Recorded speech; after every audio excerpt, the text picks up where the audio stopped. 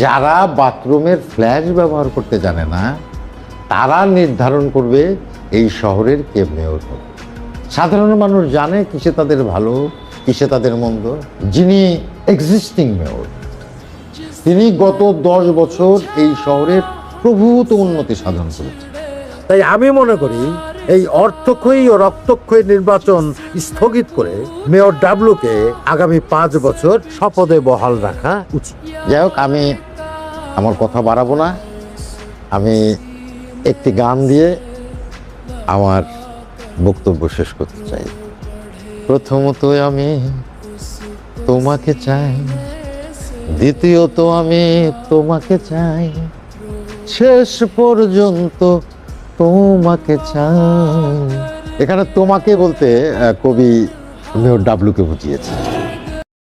এখন ডাবলু, আপনি উঠে